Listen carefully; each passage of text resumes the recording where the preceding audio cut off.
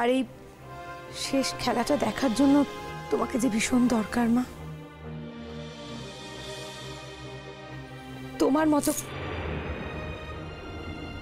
তোমার মতো করে সত্যি কথাটা জোরের সঙ্গে এ বাড়িতে আর কটা মানুষ বলতে পারে?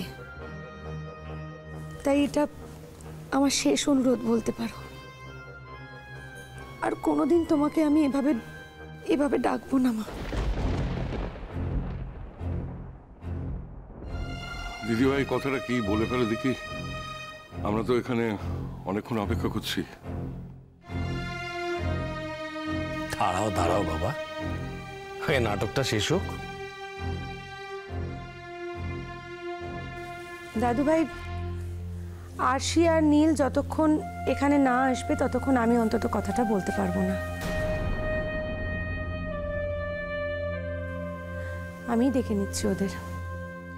আরশি, নীল এখানে একটু আসবে প্লিজ, 5-10 মিনিটের কথা, প্লিজ তাড়াতাড়ি এসো।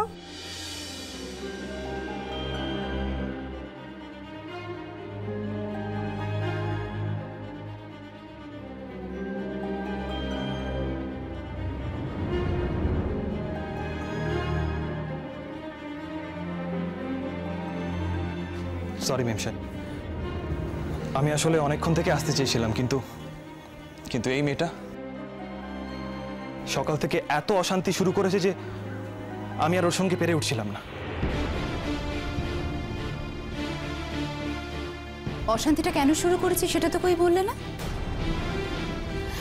আমি এই বাড়ির বউ হয়ে বাড়িতে বসে থাকবো আর তুমি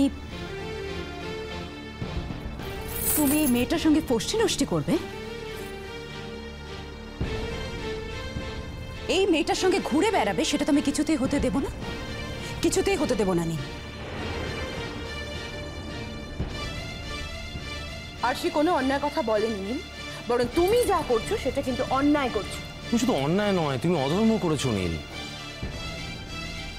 আজ ভূমির কথা শেষ হওয়ার পর আমি তো বাবাকে এই কথাটাই বলবো যে কাজল যেন ওর নিজের পথ নিজে দেখে নেয়।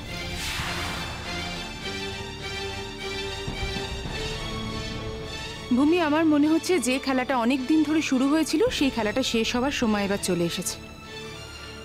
আর সত্যি ধৈর্য রাখতে পারছি না। আমাদের সবাইকে যে কারণে তুমি এখানে ডেকেছো এবার সেটা বলে ফেলো প্লিজ। সেদিন যদি নীল ওই বাটির খাবারটা খেত তাহলে হয়তো লালের মতো এবাড়ির আরেক ছেলেরও ক্ষতি দেখতে হতো তোমাদের।